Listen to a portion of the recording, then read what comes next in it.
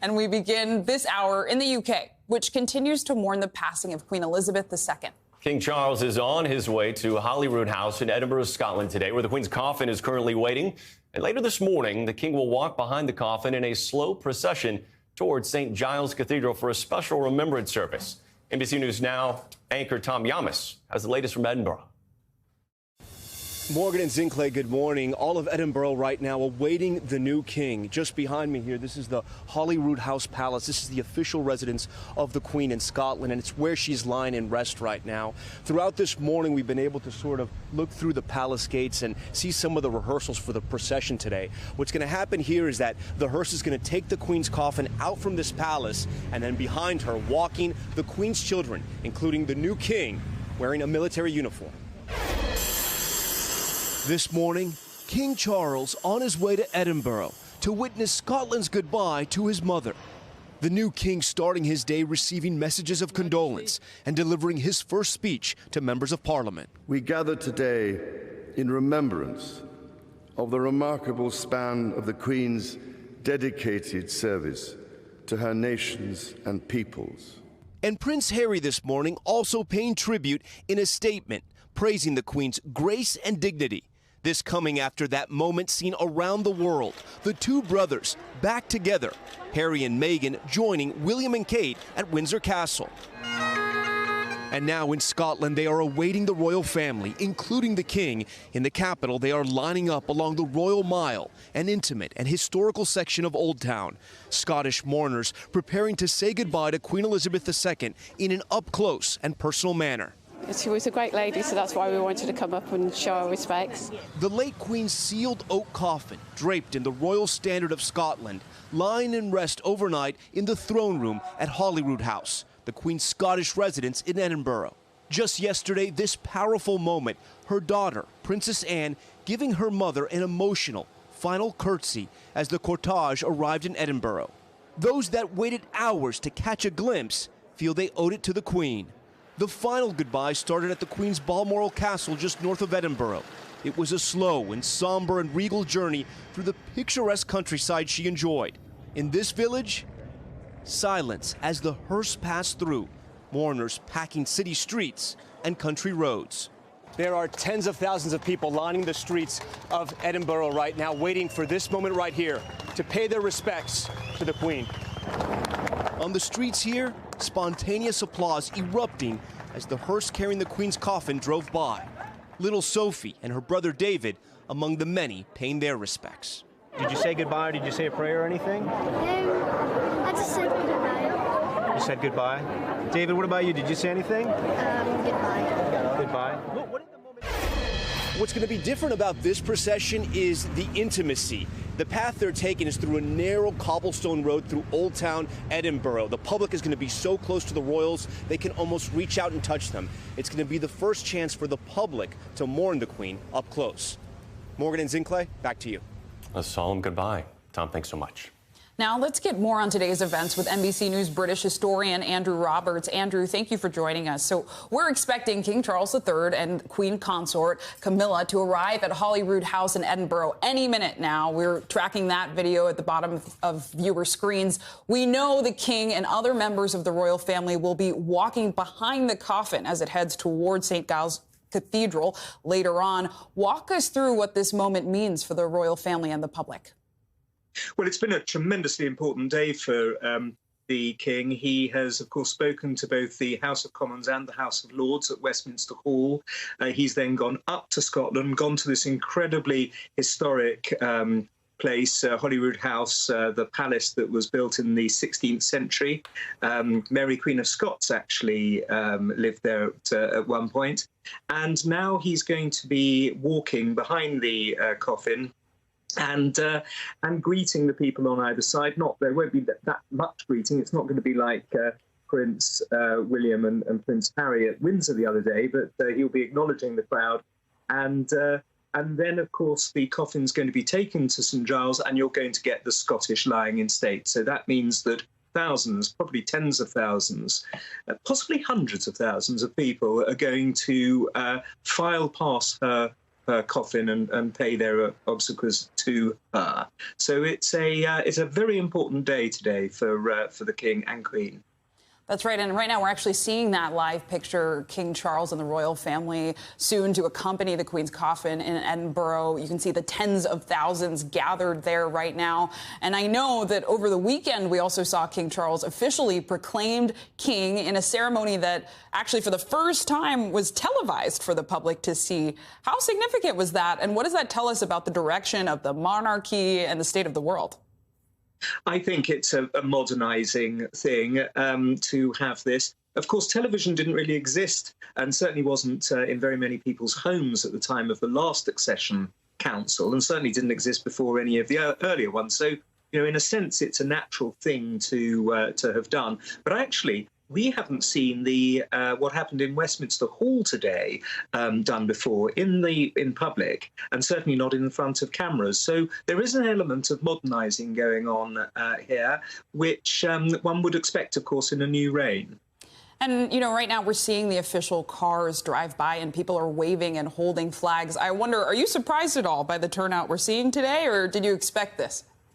No, I expected this. And I'm expecting even more when she comes down to Westminster Hall in London, because I think that we're going to get lines of people going all the way down across the bridges of the Thames. I think hundreds of thousands of people are going to turn up there as well. And so, and you're getting a lot of people flying in from the Commonwealth as well to pay their respects to her. So I think this is considering her extraordinary service, a predictable response to a very, very great woman. And Andrew, I know you wrote a piece yesterday in the Mail on Sunday arguing that King Charles must not delay a tour of the Commonwealth, and some believe that the death of Queen Elizabeth could actually trigger the beginning of the end for this association, which is interesting because you just talked about how impactful she was, right? How much she was positively received.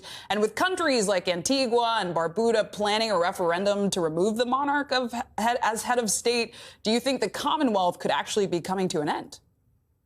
Part of it, no, not the Commonwealth itself, but the Crown Commonwealth. They're slightly different things. The Commonwealth is a voluntary organisation of 54 countries that represents 2.6 billion people, a third of the world. The Crown Commonwealth are the 15 countries that have King Charles as their head of state. And some of them might well decide to become republics. As you said, there are a couple that have already got into the process of it. One hopes they'll use referenda rather than just do it like Barbados did. But nonetheless, they will all stay in the Commonwealth itself, whether or not they have him as their head of state. Important insights and analysis there, Andrew Roberts. Thanks for breaking it down. President Biden will be attending Queen Elizabeth's funeral on Sunday.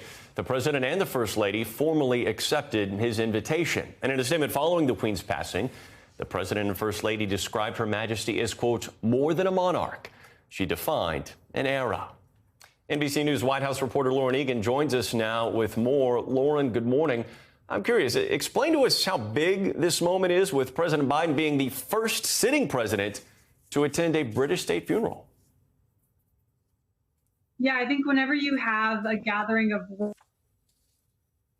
world leaders at this scale, it's a big deal. And the fact that we haven't seen a state funeral in decades really speaks to just the longevity of this queen. It's important to note, too, that next week, early next week, is the opening of the United Nations General Assembly. You're going to see a lot of world leaders that were supposed to be heading to New York this coming weekend now scrambling their schedules to make sure that they can be there for the Queen's funeral, which just underscores the importance she has on the world stage, because this is a really important UN assembly that's coming up. So it's interesting to see that people are changing their schedules to make sure that they can be there for this. So many people headed that direction. Politico is reporting that foreign heads of state and their spouses heading to London for the state funeral have been asked to follow some strict protocols here. Buckingham Palace asking officials to arrive in the UK on commercial flights and banning them from using helicopters, as well as telling them not to assemble a delegation to attend the funeral. Can you explain some of the reasoning here? That's right. I think normally for an event like this, you'd expect there to be a big U.S. delegation, but it's just the president and the first lady, as far as we know. that are going to be attending. And of course, it's a little comical to imagine the president arriving on a commercial flight. Of course, that probably will not be acceptable with the Secret Service. But I think some of this is rooted in the fact that this is just a massive logistical operation. If you have world leaders coming from all over the place, each of them with their own security protocols, their own security details, I think that just underscores how big of an event this is and just how much planning has gone into this. We've reached out to the White House for comment about what exactly they plan to do in terms of how the president will travel, what their security protocols are going to be for this event. We've not heard back yet exactly what the president plans to do when he's there. Understood. And Lauren, when President Biden accepted the invitation, he said that he had not yet spoken to King Charles since he took the throne. Are they expected to speak before the president arrives in the UK? And what sort of relationship do you anticipate these two men having? We don't know if they plan to have a phone call before the president actually departs for the UK. But this is going to be a different relationship than what the president had with the Queen. The king is much more outspoken on political issues than the Queen was. The Queen was incredibly apolitical. The king is outspoken on issues like climate change and immigration.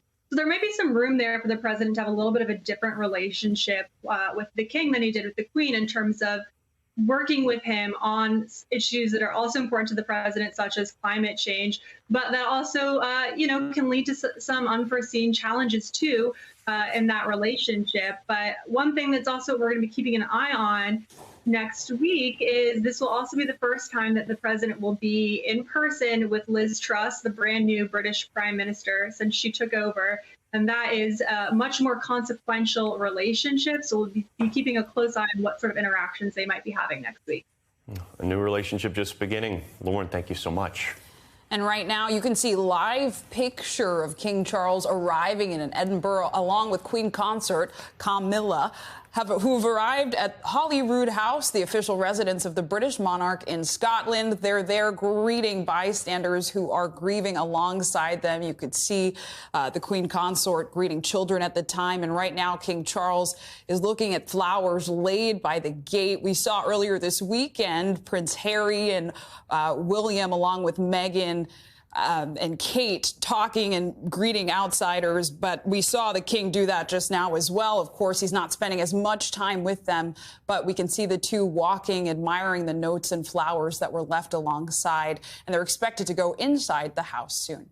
Tom Yamas has described this scene of thousands of people waiting to see this procession as incredibly intimate. This, of course, making its way down ancient streets in the Scottish city of Edinburgh. And you have to wonder, the royal family lives so much of their life in the public eye that here we are as they mourn one of their own.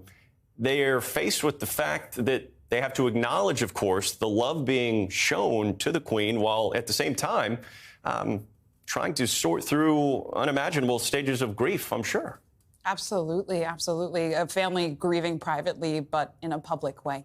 Well said. And we'll continue to follow this throughout the day, but we'll turn now to a royal reunion. The Prince and Princess of Wales, along with Prince Harry and Meghan, as mentioned before, made their first united appearance together in over a year on Saturday. NBC News senior international correspondent Keir Simmons joins us now from London with the details. Keir, good morning. And Zinkley, you can imagine the call from Prince William to Prince Harry inviting him to come and join William and Kate, Harry and Meghan, out to meet the public. And you can imagine Harry and Meghan hurrying to get there and to join them. And when they stepped out of the car, it was honestly just unbelievable. It was, as one royal commentator put it, like turning back the clock.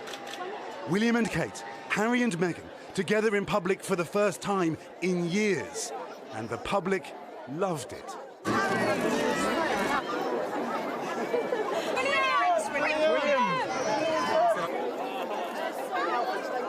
In this moment, widely shared on social media, Kate, Princess of Wales, saying her 4-year-old son Louis told her, "Don't worry, Mummy, the Queen is with great-grandpa now." Kate, the first to hold that Princess of Wales title since Princess Diana, whose death forged such a bond between her sons. Now, the loss of their grandmother, who consoled them back then in 1997 when Diana died, reuniting them now. George, Charlotte and Louis starting school just days before the Queen died. Trying to keep everything as normal for them. The kids are well back. Yeah, good. Not ideal, just on new schools and everything. The two couples did not look entirely comfortable. There was little interaction, Harry and Meghan often holding on to each other's hands. But the feeling in William's circle this morning that this was an important show of unity at an incredibly difficult time. Our Molly Hunter was there as the walkabout unfolded and talked to some delighted fans.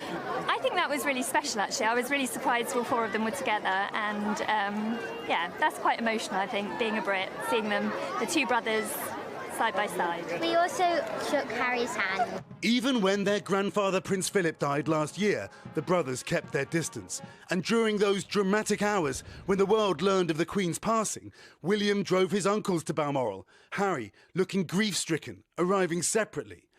Until this past weekend, William and Harry seemed a world apart. Now the brothers and their wives leaving together in a car, William again driving, a nervous Harry helping Meghan into a passenger seat.